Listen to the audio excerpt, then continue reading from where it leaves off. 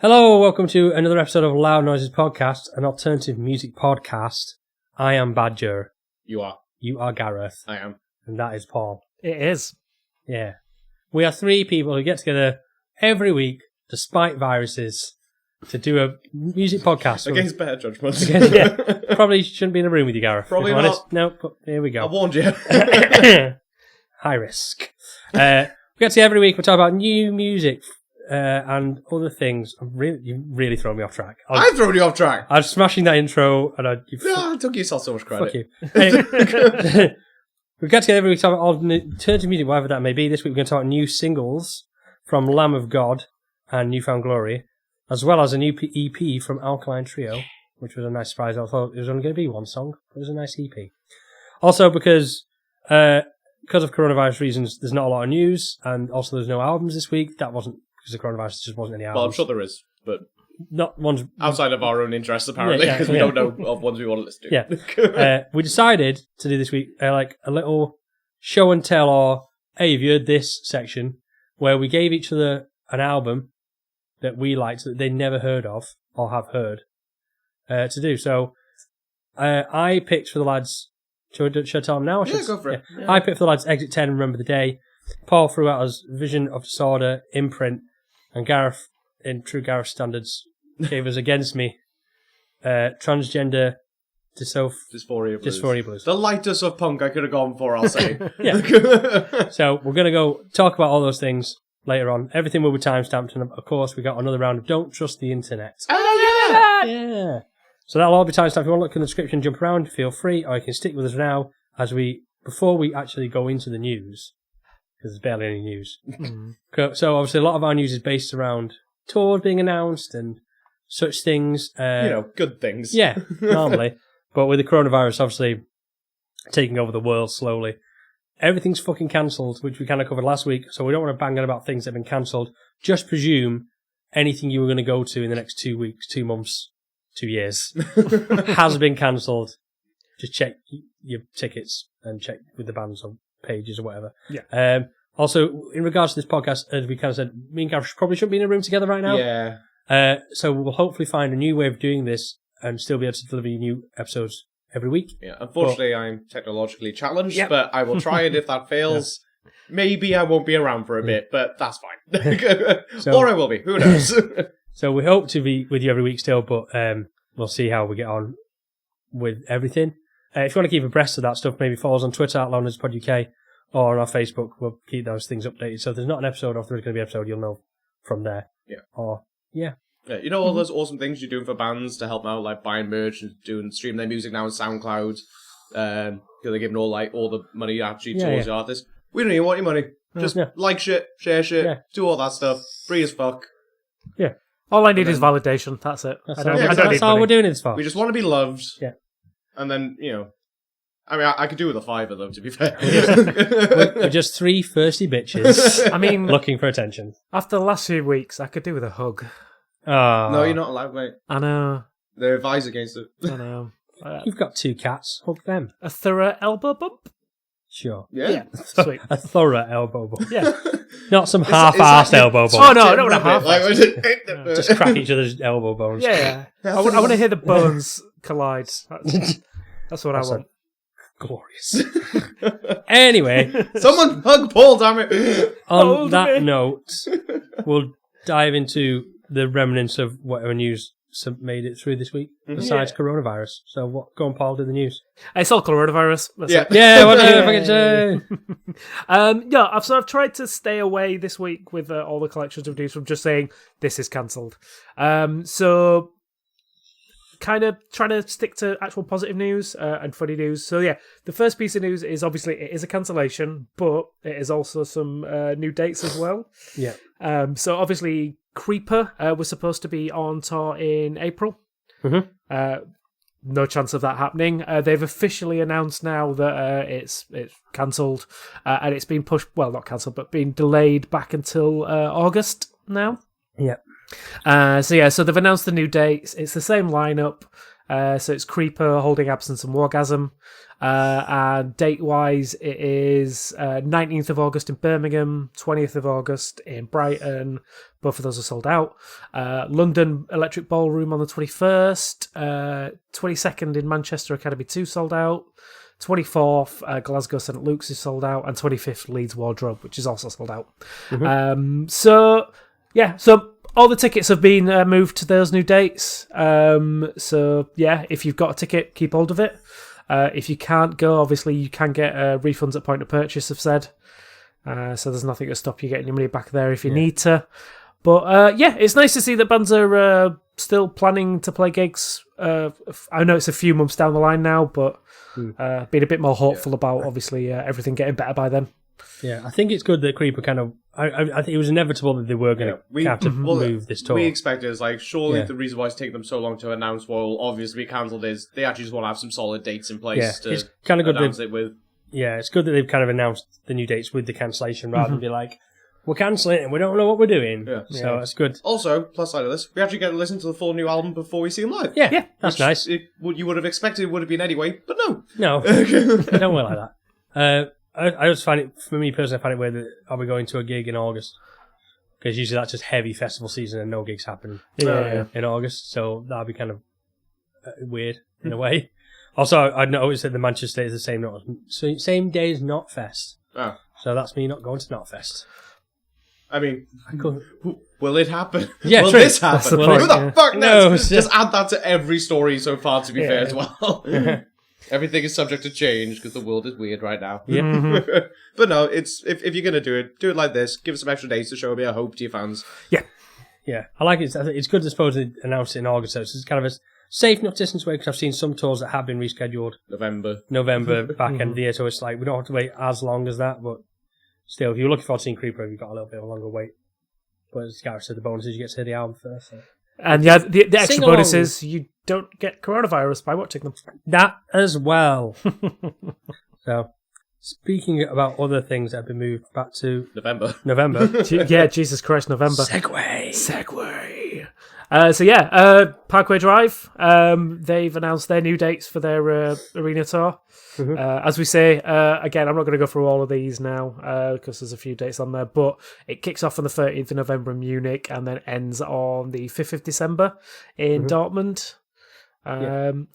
Sad news is it looks like the lineup is changing slightly. So now on the new poster it is Parkway Drive, obviously, Hatebreed as main support, and then Crystal Lake. So it looks like this tour has lost Venom Prison. Yeah, that was such a bummer to see this. Shame. Yeah.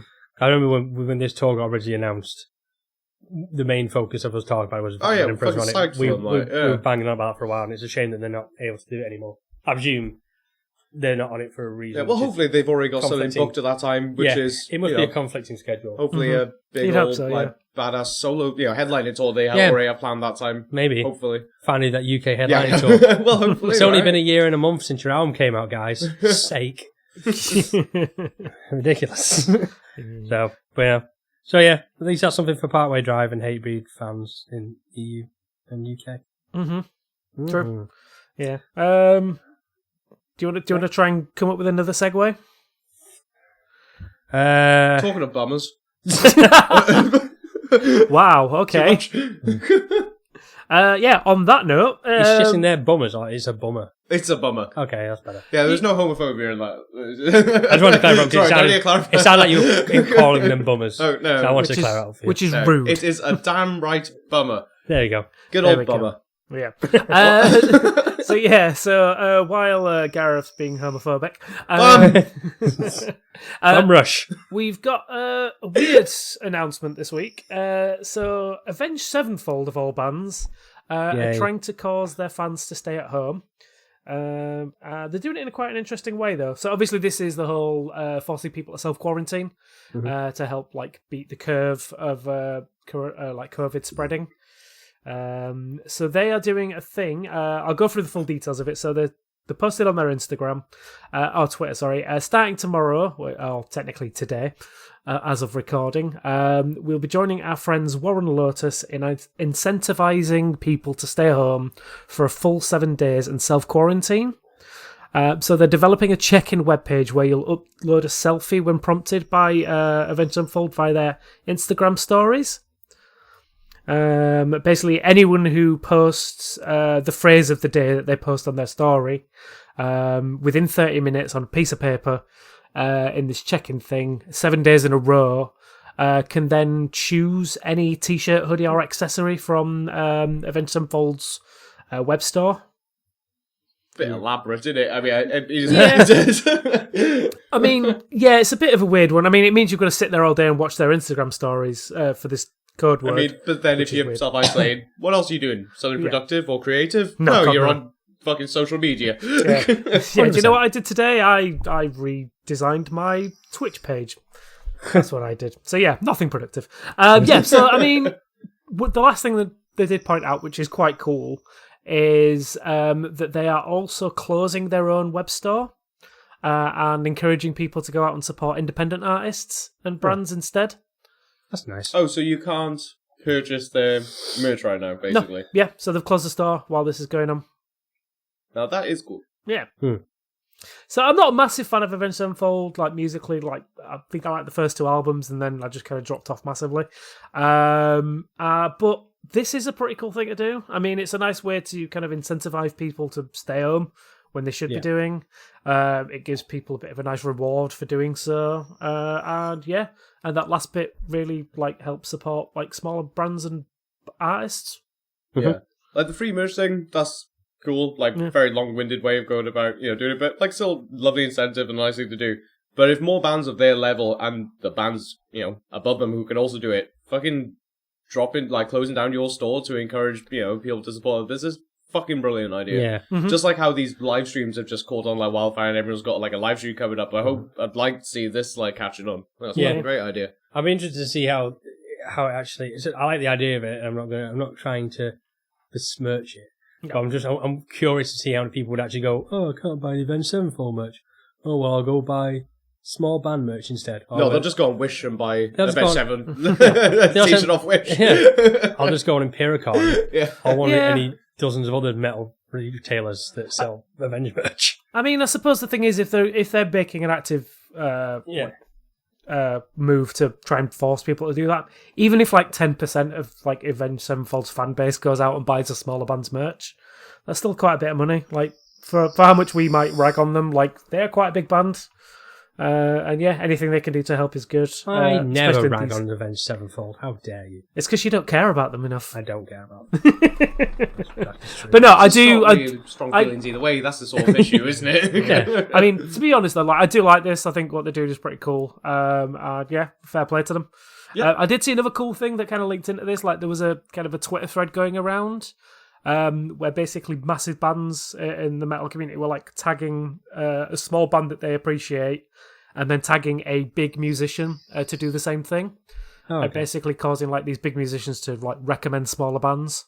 Oh, that's nice. Yeah, I think it was kicked off. I think one of the first people I saw in there was like the singer from Trivium. It's a shame it takes a global pandemic for this to happen.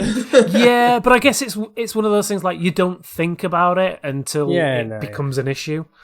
So you just you think, oh yeah, these bands are touring, they're making the money, that's fine. And then when they can't tour or make the money, it's a bit of a shitter.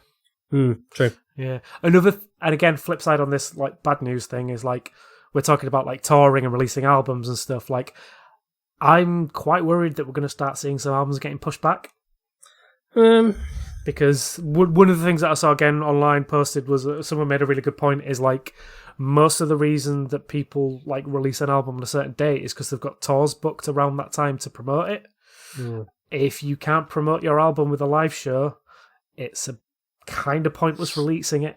Yeah, that's fair, but I think also the positive you can get from that is there's a lot of bands who are just recording which they didn't plan on recording right now. Yeah. Oh yeah, once this is over, we're going to get so many great albums. Yeah. I feel like albums might get pushed back, not because of tour cancellations, because obviously I think it's probably better to release an album during the time period because it's the only way you're going to probably get any money. But I think the only way to get pushed back is like the distribution of CDs and vinyls. Yeah, that's going to take a hit as well. Yeah, so if the bands can't get the physical copies of those albums, you might get pushed back because of that. So we'll see. Hopefully not, because that'll be shit. I mean, it's new music coming out is the only thing that's kind of keeping me going at the moment. Yeah, true. I mean, yeah, I can see digital coming out and then physicals later, but I don't know how long that'd last. And yeah, obviously, I've got things like subscription services, and I'm interested to see how that's going to be affected. Yeah. I suppose I think obviously the release of an album is based, I presume, mostly on pre-sales as well. Mm-hmm. So obviously, if you do a pre-sale, then that's where you're going to get your money from. Yep. And obviously, the downloads don't give you anything much, do they? I suppose. No, not like I say, unless, I mean, again, not really a news story because it's finished by the time this goes out. Yeah. But a thing happening today on Friday the 20th of March was that Bandcamp announced that they were waiving all of their fees. Yeah. So that all bands get 100% of purchases through Bandcamp today. That's good. I said the wrong one. I said SoundCloud earlier, didn't I? Yeah, I thought you were. Yeah, I mixed it up. Yeah, so which I think is really cool. I picked up a couple of pre-orders that I wanted to get, and yeah, I think we're going to see things like that happening a lot, where it's like the bigger companies who can take a hit, hopefully helping to support the smaller like bands and stuff that can't. It's good to know good things are going on while there's some twat in a Sainsbury's punching an old lady over some bog roll. Yeah, it's I'm having flashbacks of going shopping this morning. Yeah, sorry, I shouldn't have brought that up. Yeah, move away. Save space more. Save space. Isolation. So yeah, talking of shopping, I didn't pick up any salt because I didn't need any because there's enough in this next news story to last me for a lifetime. Beautiful. That's your best yet, mate. Thank you very much. So Deftones cancelled their tour, basically. But they were a bit salty about it because they blamed everyone else. By everyone, you mean? My Chemical Romance. Yeah. So I'll read the official announcement. It was due to My Chemical Romance's decision to pull out of the Download Festival in Australia. The festival organisers have decided to cancel the shows and our tour as a result. We understand the growing global situation and concern and support whatever decisions need to be made, but we are committed to rescheduling our shows for later in the year. Details on that soon. In the meantime, all existing tickets remain valid for the new shows, so stay tuned while they look to reschedule those. And again, you can get a refund at point of purchase if you want. Please stay sassy safe. Bitch. Yeah. I mean, I don't think they had to mention My Chemical Romance, did they really? No. It's a complete dig. I mean, did they think you pulled that out, the festival, we can't play. Yeah, did they think that the festival would have gone on if it wasn't for... They're basically saying they thought the festival probably would have gone on if it wasn't for My Chem bailing on it. And you can't blame that band for bailing, just, considering the current climate. Yeah, like. You can't blame any band for cancelling anything at the moment. No. I wonder if that's like the Download Festival Australia kind of decided. So like My Chem pulled out, so Download Australia went, oh fuck it then. Pretty much. The point now, is there? Yeah. I wonder if that's actually just a case of Download Australia went, My Chem's pulled out, and also because of the thing, we better just stop doing the festival. Yeah. It's just coincidental they kind of both had at the same time, or did the festival kind of go, oh, we don't have My Chem, oh well. Fuck everybody else. I imagine My Chem pulling out was the first point of them going, actually probably not a good idea to get people together. So they went ahead and decided, right, just to be safe, we're going to cancel it for now. And obviously Deftones have taken it as a bit of a dig. Yeah. Which is, in this climate, a bit of a reach, I think. I think I don't blame My Chem for pulling out, like travelling halfway across the world into zones that we know have got the virus. I've called it 3 different things today. I've called it coronavirus, COVID, and the virus. I need to pick it's good to mix it up. Yeah, Cyrus the virus. Yeah. Isn't that fucking Con Air? Yeah. That's right. Didn't think you heard a Con Air reference today, but there you go. No, there it is. The best Nicolas Cage film ever. I mean, The Rock's good, but I like The Rock. I mean, Face Off is good as well. I'm trying to think of other Con Air quotes now. Put the bunny down. I'm pretty sure that's a line. Is it? Yeah. Put the bunny down. I think it's like sit down or the bunny gets it. That makes more sense. There's another. I swear, there's another bit where he's going through, like, a guy's. Right, fuck it, with Con Air podcast. There's a bit where he's in, like, where he's underneath the plane, and a guy's rifling through his shit, and he's holding the bunny, and then Nicolas Cage comes down and goes, "Hey, put the bunny down." Oh, okay. I think. Okay. Everybody watch Con Air tonight, and let me know. What else are you gonna do? I mean, I could do it and find out. Quarantine, mate. If you listen to this and you're already in isolation, watch Con Air. It's great. Just have a Nick Cage marathon. Oh, mate, can I?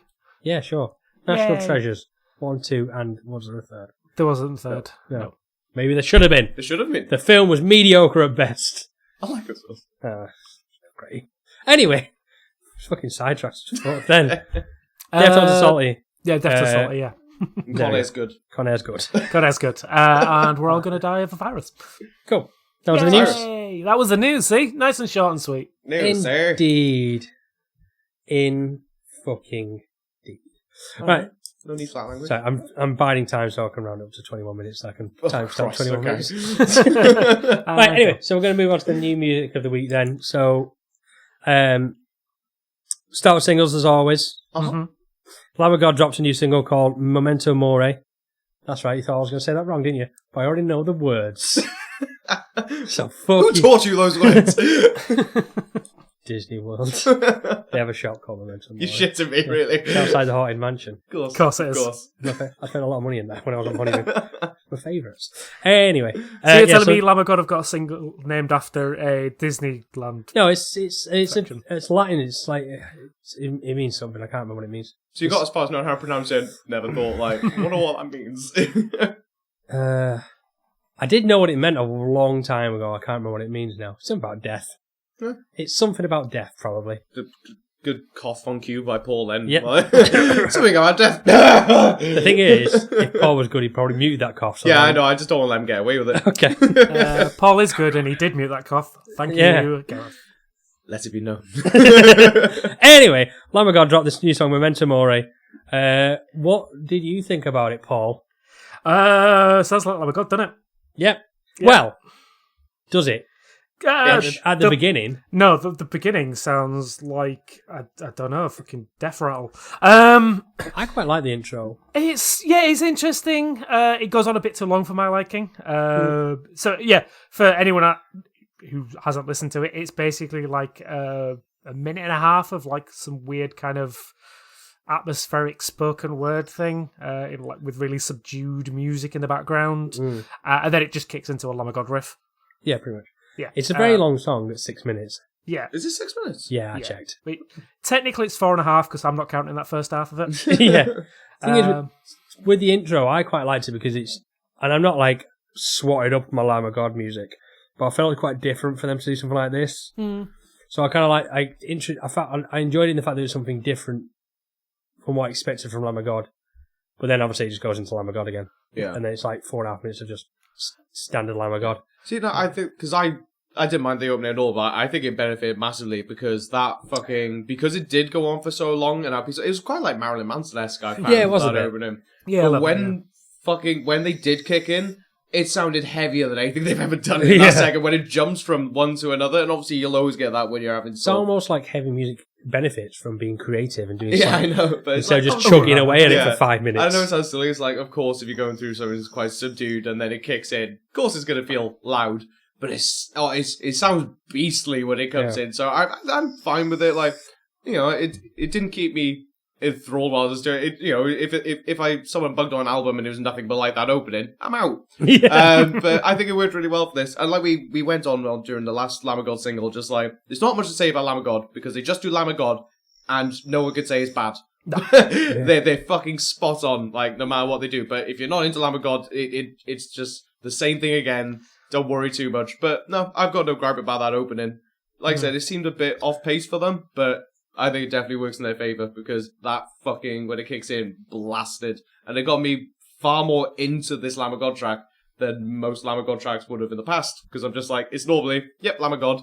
This did get me a bit more sort of interested in it and sort of kept my attention a bit more after they fucking blew my eardrums out because I had my fucking volume turned up too high. Yeah, it's a strange one. Like I said, I'm interested to see how that intro fits into the rest of the album. But yeah, I don't know. As a single alone, I was like we said before, the Lamb of God are weird. It's like Lamb of God just sound like Lamb of God. There's not many bands that sound just like them. And everything they do just sounds like them. Yeah. So it's weird. And it's like, it's really hard to like review something that basically sounds like their entire back catalogue. Yeah. Basically, if you are a Lamb of God fan, you will probably like this. If you don't like Lamb of God, this isn't going to change your mind. I think it's safe to remove the probably from that. Yeah, no, definitely. Yeah. You are definitely going to like this if you are a Lamb of God fan. And you are definitely going to hate this if you are not.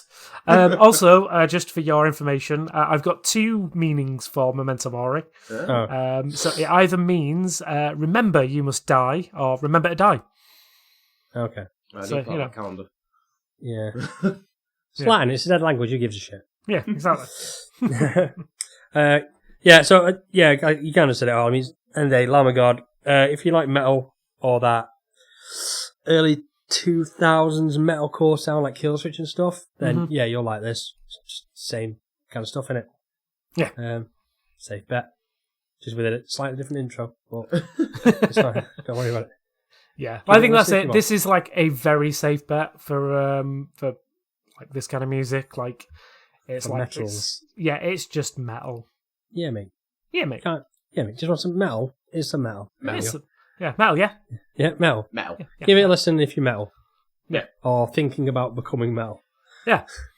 Oh, excuse me, I'm interested in becoming metal. Tell me more about battle jackets and Lamb of God. Full robo transition. What? Yeah.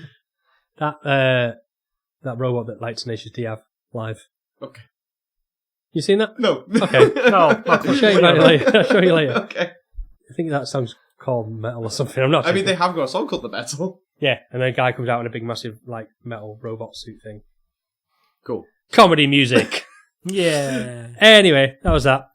With many weird segues. Lamb of God is Lamb of God. Lamb of God is Lamb of God. We're going to do a whole album of that. That's going to be fun, isn't it? But if you don't hear that review, just take it now. Lamb of God sounded like Lamb of God. Yeah. I don't listen to enough Lamb of God to gauge whether it's good Lamb of God. If you never hear us review it, it's because that was the review. I mean, I'll still listen to Redneck over this. I'll say that. But Redneck's Redneck, innit? What do you want? Is that the famous one? Redneck? Redneck, yeah. Okay. Or, like, Now You Got Something to Die For, or Later Rest, or Merita. You know so many Lamb of God songs. That's really impressive. Anyway, moving on from metal, we're going to go straight into pop punk town. New Found Glory drops another single called Nothing to Say. There's quite a lot to say. A load of words in it, for starters. Loads of words. You're a bit weird today, aren't you? Yeah. I've been locked in my house for 5 days. It's a hard time for me. I've had very little human contact. So obviously we reviewed a previous New Found Glory single a couple of weeks back. Uh-huh. And this is the second single off the upcoming album. I think we probably said this. I feel like I'm retreading the last review. It's just very straight up New Found Glory. This is the pop punk version of a Lamb of God review. It's just straight up New Found Glory, and it's good. It's a good New Found Glory tune. I feel like it could sit on probably many other albums and not be out of place. The only part of it that kind of made me go, "Oh, that's interesting," is probably towards the end where they change up a bit. Yeah. Which I liked, and I kind of wish they'd done that a bit more in it. Maybe spotted about, put some different vocals on it or something. I was half expecting the guitarist to start doing some hardcore screaming on it. He didn't. He had that opportunity, didn't he? He did have that opportunity. Because he did it on Catalyst. It's called Catalyst. Yeah, the opening to Catalyst. Yeah, that's fucking great. Yeah. That's one of my favourite things New Found Glory ever did, because it was different from what New Found Glory did before. And they never did it again, I don't think. I mean, I can't say I'm a wide enough knowledge to know if they did or didn't. It was only, I think Catalyst was the last full album I listened to for New Found Glory. I listened to a couple of the ones. I don't remember them doing screamy, shouty vocals on anything after that. Probably No. they did National Superhero. I mean, also, when we say that as well, that it was literally the intro track to the Catalyst album for about 3 seconds, like one line. No, he does some screaming on the song Catalyst as well. Did he? Yeah, there's this one backing scream shout thing. Clutching at straws to get him to scream. It's good. I like it. In the concept of this band, I like it. I think it fits really well, but I like a bit of like pop punk when they throw in a random scream. Not like I don't mean like in A Day to Remember. Yeah. I don't want the mix, but I like it when it just kind of comes out as a treat. Yeah, it's a little treat. Don't want to be regular, just a nice little cheeky scream. You don't need it. Paramore used to do it as well. On their very early EPs, they had some screaming on there, but they would binned it off. Yeah. Probably it's more. I mean, it worked out for them. Yeah, it did. Funny enough. They did okay, yeah. I don't want to say this is a typical... Well, it is pretty typical New Found Glory, but something about it reminding me like of the old like early 90s kind of like more fun like hardcore punk stuff. Yeah. Which I think kind of like New Found Glory don't really touch on that much anymore. So it was a nice kind of little dab of that. But generally, yeah, it's another solid New Found Glory song. I'm unfortunately, we're not going to get to hear any more singles until we get the album now. Yeah. But yeah, I am looking forward to the album from this. I don't know if this one. It's weird. Like again, without rehashing previous reviews, is like I don't know if I prefer this single to the last single because they're both just really good New Found Glory songs. There's something about New Found Glory. They managed to make this sound so well that it's like every song it's just like I'm just happy to hear them. But yeah, like I'm looking forward to the album. And yeah, I think people should definitely check out the single if they are New Found Glory fans. Yeah. Fuck off. Just gonna get it in there. No, I really like this. Like, I'm fucking really enjoying these last two singles. I'm not gonna go on about it too much because you can literally, like, I agree with what you were saying, Paul, about, like, it almost has got a weird bit of a throwback sound to it. Yeah. While also, like I said in the review of their last single, this to me almost sounds like New Found Glory, a good progression and almost making themselves fit better within, like, that new pop punk sort of sound. But I found the last one that especially they don't sound like they're doing the same old thing while still very much being New Found Glory, the pop punk band. Yeah, and there's something they're doing. They're just landing that in the perfect little area. It's almost the same as like Enter Shikari, where they're a band who have had so many albums out and have somehow still finding the perfect sound for their band to be quintessential New Found Glory or Enter Shikari. I think these singles are showing that they're just fucking nailing what their sound needs to be, and I think it sounds fucking great. Yeah, I think the good thing about it, and then I said a minute ago, like I think this could sit on any of their albums, but I don't want to ruin that in a way that it's like it's dated, or like the retreading, it's boring. But I think this still stands as strong as any of the pop punk or stronger than some of the pop punks that come out nowadays. Definitely. Regardless of how old that band is, they still I feel quite relevant in that scene. Yeah. They're one of the best, I think. They are, and I think they do kind of get overlooked for these newer bands like Neck Deep and stuff. Yeah, but they're just they're so good at it. Yeah, I was trying to think what this song reminded me of. It's just come to mind. Have you guys ever listened to Good Clean Fun? I know the name. I can't off the top of my head remember if I've listened to them or not. Right. Yeah, I can't remember the last time I listened to them. I couldn't even tell what they sound like now. They sound a little bit like this. It's like that kind of like fun, like kind of like clean vocal style hardcore. Yeah. So it's good and it's clean. Is it fun? It is fun. It is very fun. Yeah. They do a lot of songs about like being straight edge, but also taking the piss out of themselves a lot. And yeah, it's a lot of fun. But yeah, it kind of reminds me of that similar vibe. Like it's a lot of fun to listen to. And it's one of those kind of songs like in the current climate. It's nice to have this kind of music around to kind of like take your mind off it a little bit. Chip you up a bit, yeah. No, exactly. It's strong, catchy, fun as fuck, like New Found Glory song. Yeah. It's got nothing here to disappoint me, and it's making me.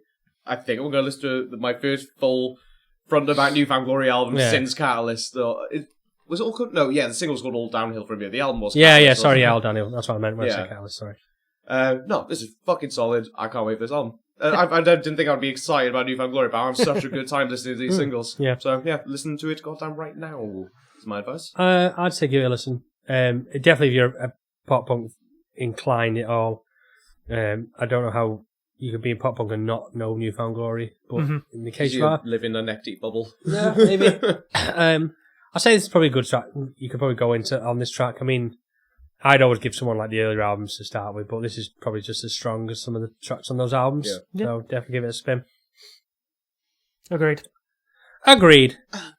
Good. Happy? Always.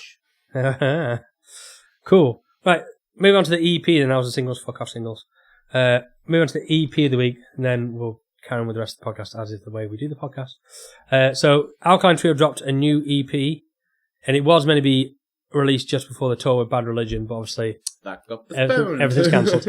So, but I'm very glad they still released. I didn't know it was going to be a single, an EP. I thought it was just going to be like a song. So I was fucking really happy that it was 3 tracks. Someone pointed out to me yesterday that I knew that it was an EP and I knew it was going to be coming out, and I just forgot.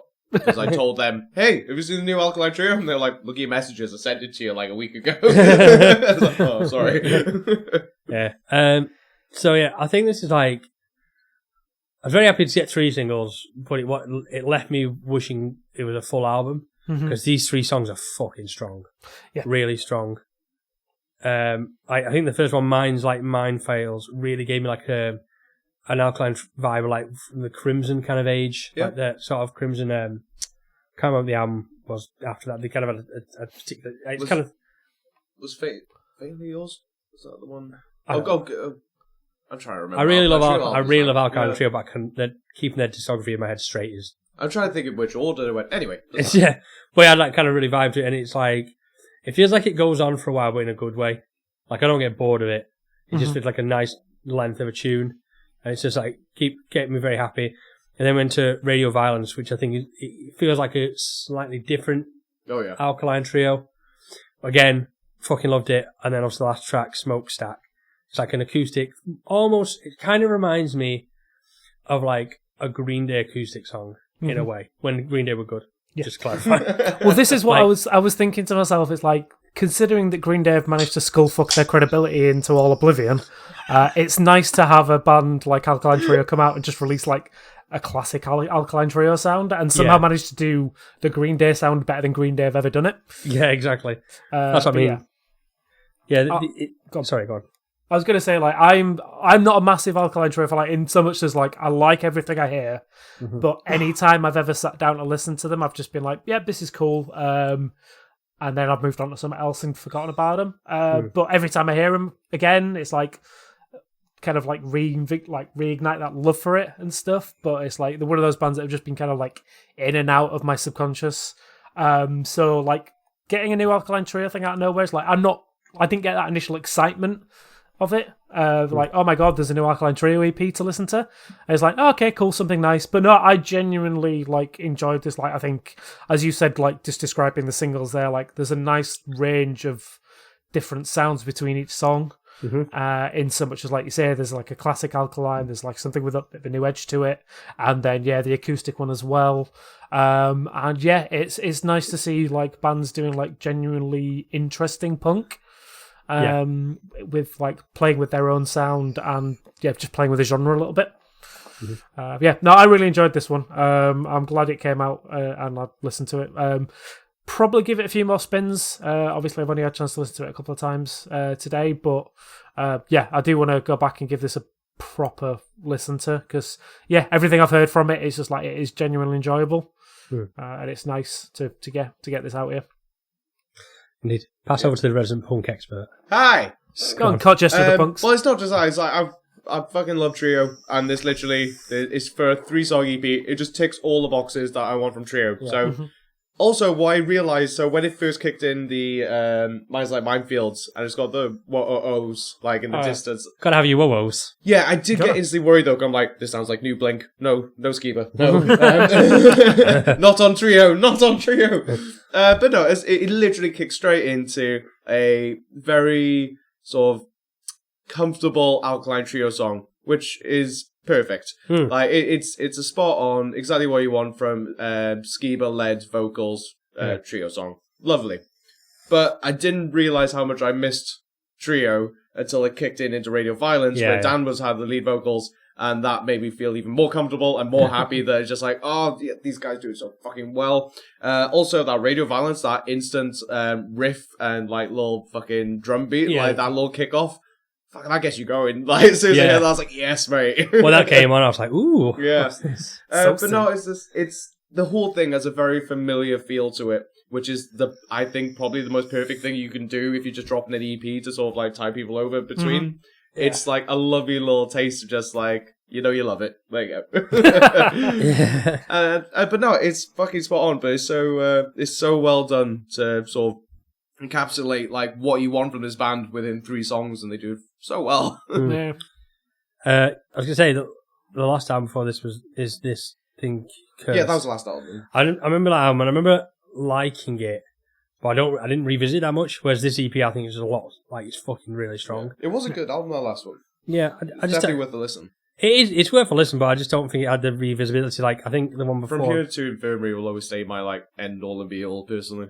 The thing, so, like, I think, like, From Here to Infirmary and even, like, suppose, like, God Morning might be the more transitional one, but they don't... That sounds kind of like they've moved past that, I think. Yeah. So I don't think that... I was going to say, this EP, I think this is a great way to introduce someone to Alkaline Trio. I think it's got, like, a bit of everything, sort of, from the more recent couple of albums. Yeah. From Here to the Infirmary and Good Morning is kind of like a bygone era for this band. But it's like you'd say, like, the first track's very Crimson, and then this is Addiction. Addiction, sorry, was the one I was thinking of. But yeah, I'd say 100% listen to this goddamn right now. It's a fucking cracking EP. Yeah, I agree. I've already listened to it a lot, and it's not going anywhere. I'm going to continue to listen to it. Yes. Yep, agreed. Yeah, I've just been in a bunch. I'm fucking excited. I'm hoping they'll put an album out soon, but I imagine the EP is the best you can get with... They've got time on their hands, though, so... They've not got time to waste. They've got time on their hands, and Skiba writes like a motherfucker. The thing is, though, Skiba's also in Blink now, so... Yeah, but they've I feel just been released... very time-consuming. Yeah, like Paul was going to say then, they just released an album. I know, but then there's the touring. What touring? What's I going to say? What touring? Yeah. Well, now, but... I know, but I mean... They could knock out an album in a couple of weeks. They really could. I don't think Alkaline Trio even toured that last album in the UK. Mm-hmm.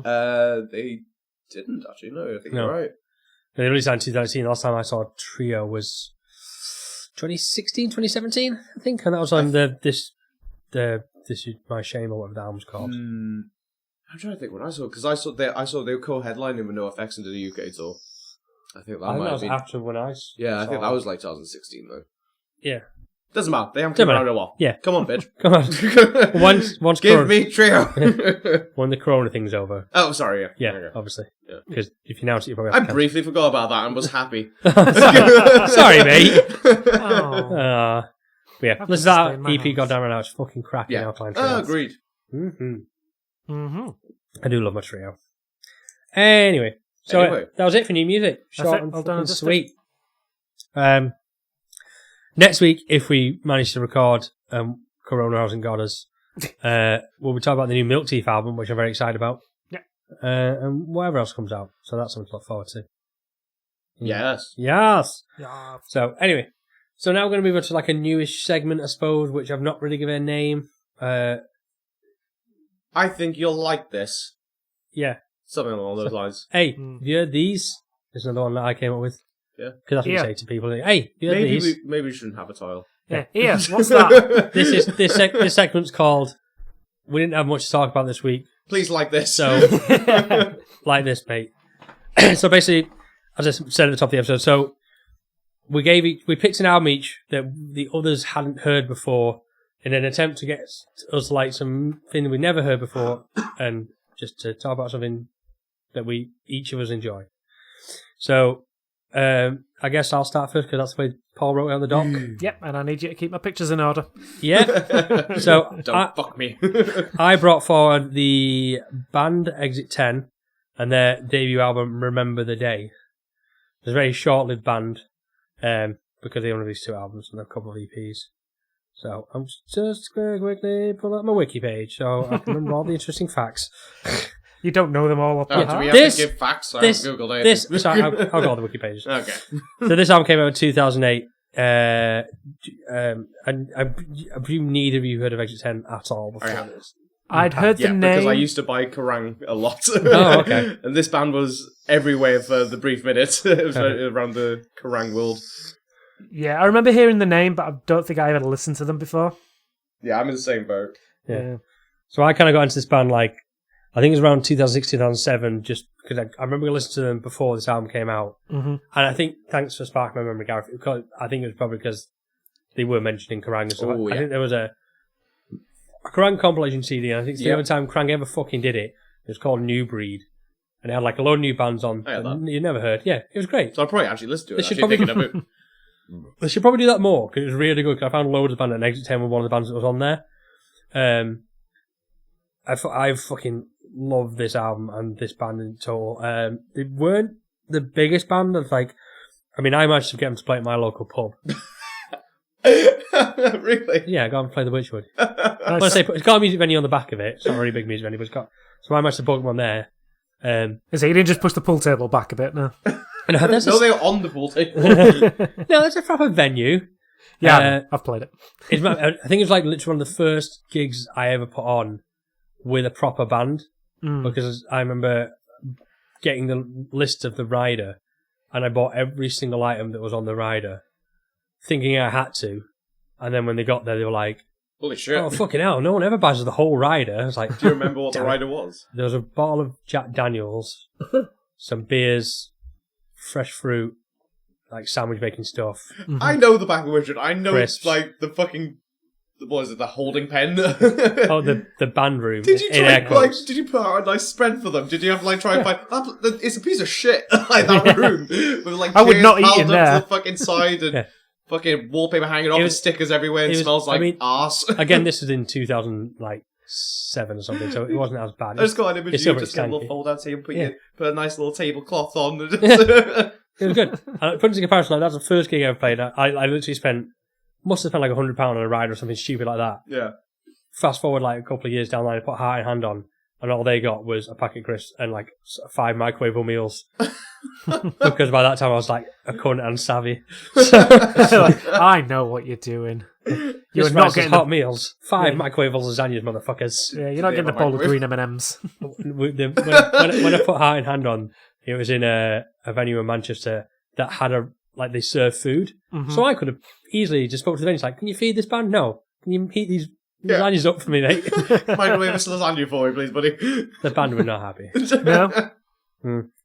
Weird. No. Anyway. But yeah, Exit 10. Fucking, so tell me, what did you guys think of Remember the Day by Exit 10? Go, Gareth. Don't know why I don't have to go first. I expected one of you to at least like this, and I have a theory, but I want to see what you say first. So I'll let Paul go first, because Gareth seems to not want to. Okay. Yeah. No. Oh, right. God. This is really good. No, alright, I'm taking a piss. No, I like this a bit. Not a lot. Like, it's not my usual cup of tea. Like, I think my problem with it is, like, musically, it's great. Like it kind of ticks a lot of boxes there, but vocally, I think it's just not to my liking. I think I like with this kind of music, like I like heavy vocals as well, and it's like all of this is clean singing, which is fine if that's what a band decides to do. But like for me personally, I think this would have benefited more from having heavier vocals. And yeah, I just think like the lyricals, like aspect of it all was a bit of a one note kind of thing to it. Okay. Yeah, so like I wasn't won over by the vocals, but the songs themselves I thought were really good. I do think it could have been. I don't know if it's just a sign of the times, but like I felt it didn't have a lot of variation in the in that songs. There was a couple of slower ones that kind of stood out more, but Paul, stop it! You're breaking his heart. I can't handle it. I mean, I'm trying to be as positive as I can. Like, I did like a lot of it, but I think like by about like 3/4 of the way in, I think I kind of knew what I was getting from this album, and it was fine, but it's like it's just not for me. But yeah, I can see where like the influences come from, and I like a lot of those influences, but like this is the end result. I think, yeah, it's fine. I did find myself like humming along some of the songs in my head after the fact I'd listened to them. Mm-hmm. But it was usually like the first couple. Like Technically Alive was the one that stuck out. Obviously, the first track. Yeah. And I think Reveal Yourself as well was another good one. Okay. But yeah, more often than not, I felt like a lot of it kind of blended. But yeah, I think that's just me and my personal tastes. Like that's fair. Gareth? I disagree with it. I think that's fine. I think that's why you chose this band, because you really like them. But no, like, yeah. For me, so I think the biggest thing about this song for me is it's very much a snapshot of the time. Mm-hmm. And I also say that in the way of when I first started hearing this. Also, to be fair, like I agree, if you pulled out singles from this, like I'm assuming Technically Alive and Godspeed, one of them or both had to be singles. Technically Alive was, Godspeed was not. Right, okay. I can tell you the singles. Yeah, go for it. So the singles for this album were Technically Alive, Warriors. Warriors, that makes sense. Regime Ignore. Yeah. And I think those were the actual singles, but for some reason Fine Night always sticks with it. Yeah. But also, where my brain instantly went when first I listened to this, and also, just for an overall, I did enjoy this in bursts. Mm. But for me, an album of this, fucking struggle. All right. And then, we've been talking about personal taste and sort of wishing we didn't do this segment now to break a friend's heart. I kind of wish I'd started by saying how much I liked it and then let you two rag on it. But no, my brain instantly went to, at this current point in time, I'd be watching local bands. Any bar which had a band on and I could get into, like, I'd go watch it. There was a period in time where I swear that every band I saw sounded like this, and I never liked it. See, the thing is with this band, I always thought they were quite unique at the time. There wasn't a lot of bands that, obviously, musically, I think they've got something to them, but like with the mixes, like I know Paul's not speaking, but the fact it's all clean vocals and it's the heavy riffs and everything. It's like metal mixed with post-hardcore sort of thing. I always thought it was quite unique at the time because a lot of the other bands were either had a straight up post-hardcore band or you had I think emo was kind of still clutching on by its coattails a bit. No, honestly, the sound for me was very familiar for when I seen a few bands play like the Barfly in Cardiff or like Homos in Bridgend, these like little venues, or just like the Abbey, which was like this little shitty old man's pub which used to put bands on. It's just like, I feel like any friends of a friend's band that I'd go see, it would basically be this. Not as good a version of this. I'm not putting them on the same level, but like this style of music. Yeah. And it just made me go, I really need to find new music. This one isn't working for me. That is. But like I said, I can't say listen to it in whole overall wasn't a struggle because I did what you did, and to the extent what I did as well. When we listened to like Cult of Luna, I'm like, oh my god, is the tracks all going? I'm done now. I get it. I definitely had that response from this, and I got very sour on it. I wanted to send you a message and say, like, I thought you said I might like it, you dick. But then, to be fair, on a different day, and I did continue to listen to it, I'm not a dick, I'll try. I can really enjoy songs on this. Yeah. But it is, a full album is just too much of an ask for me. Please tell me why you love it. So, I don't know. I think I said like I kind of said like for me at the time I didn't come across any bands that sounded exactly like these guys. I thought they were quite unique at the time. The vocals, I really like his voice. I think it's really strong and powerful. I mean, he's got a powerful voice. I like when I say like I don't like the vocals, like I don't like the vocals in the context of this album. Like, but his vocals themselves are fantastic.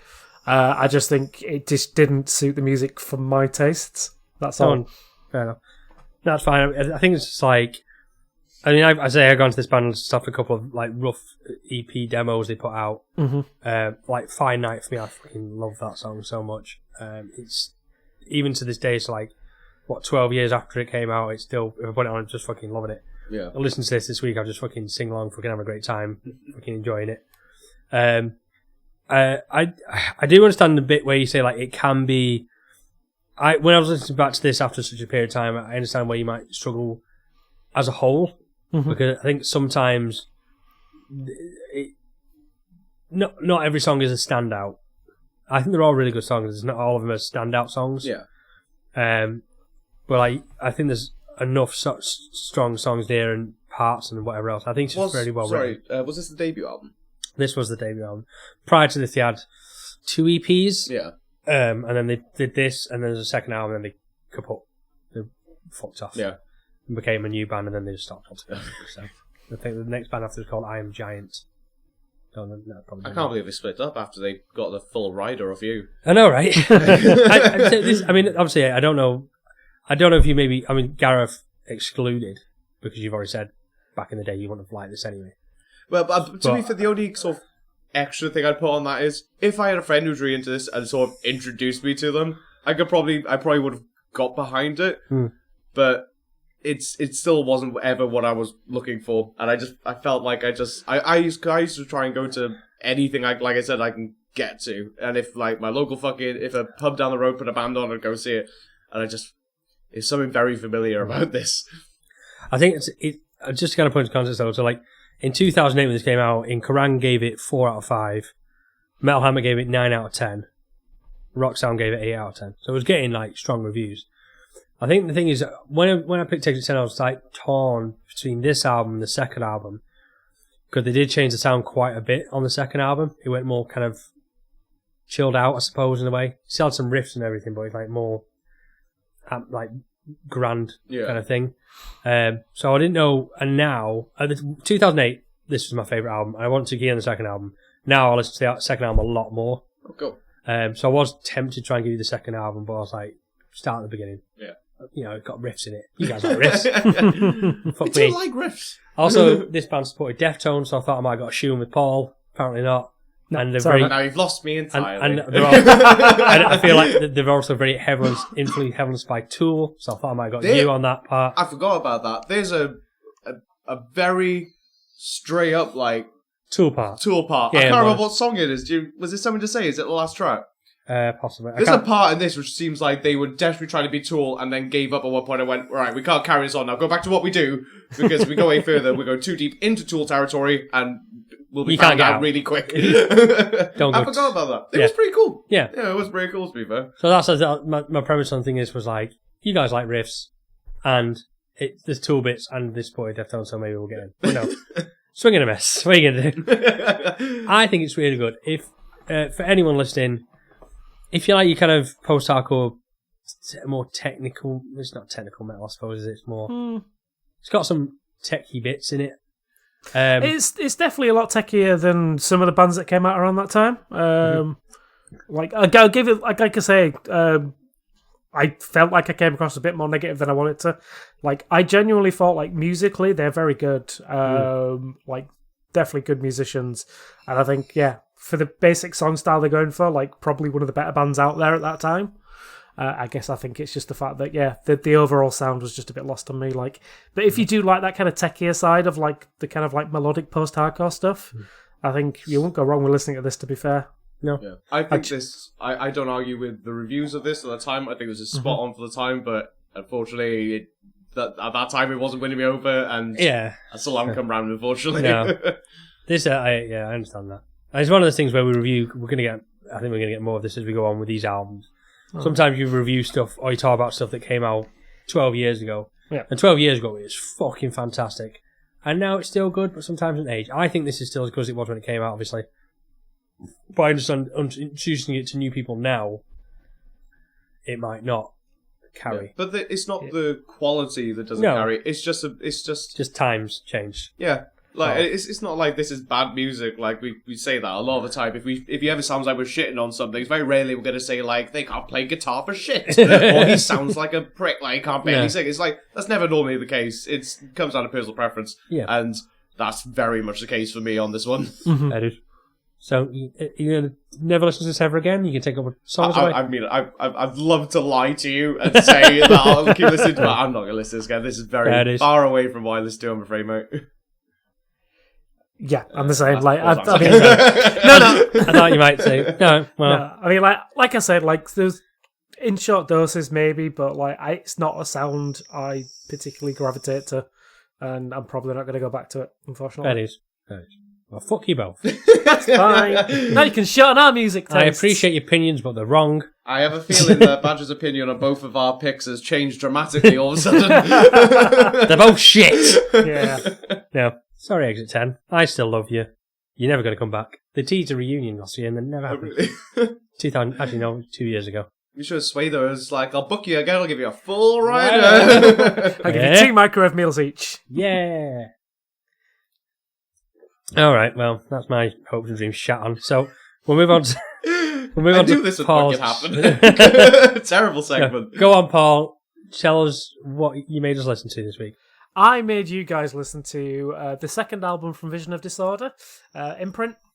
So this is an album that came out in, I think it was like, in fact, I'm not going to lie, I'm looking at the wiki page now. It was July of 98. Yes.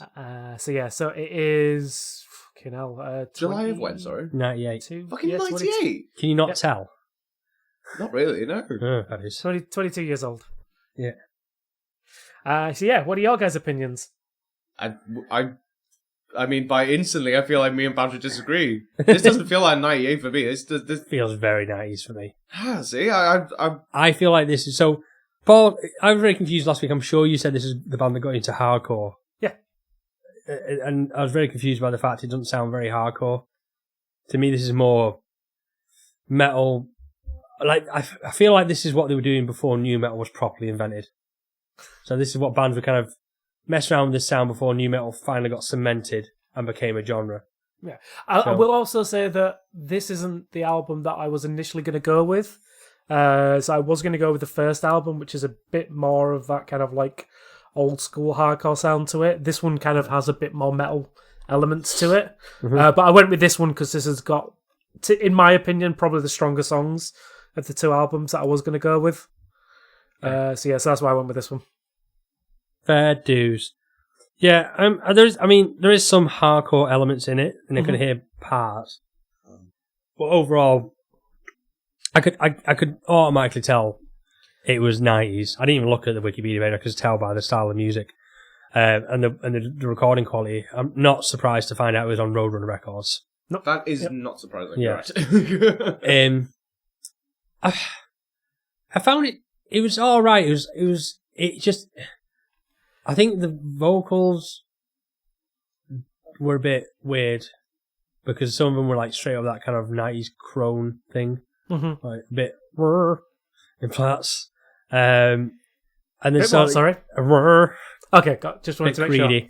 Sure. Yes, whatever Bush or whatever the fuck. I can't think. Not Bush. Can't think of the right band now. Don't matter. Fuck it. You know what I mean. Listen to it.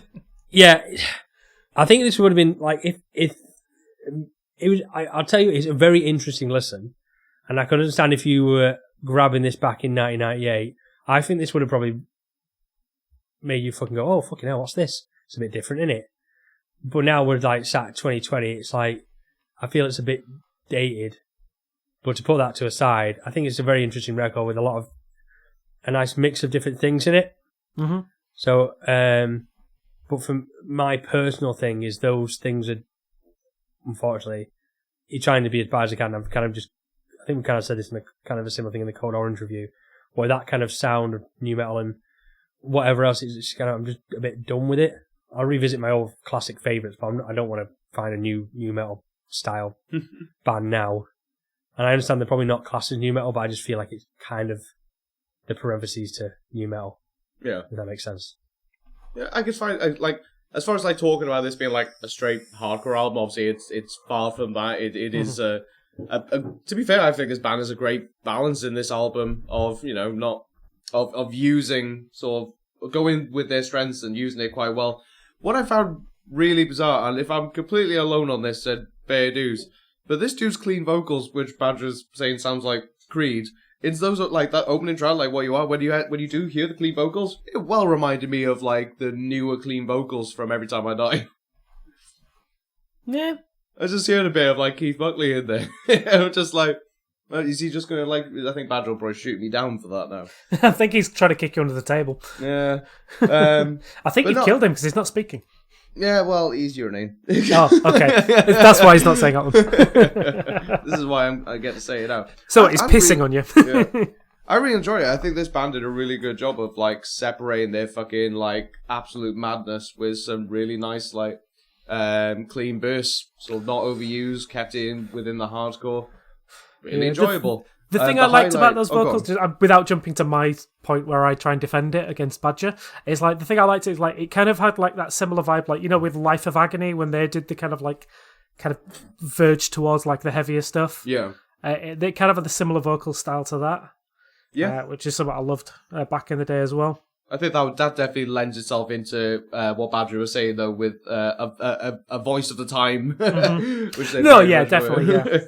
But no, weirdly though, the biggest highlight for me on this, and don't get me wrong, there's some cracking songs throughout the album. Those last 3 tracks, I thought fucking spot on. So Up in You is a fucking tune, but then following that through to Clone and I'm sure you pronounce it like Jada or Jada Bloom.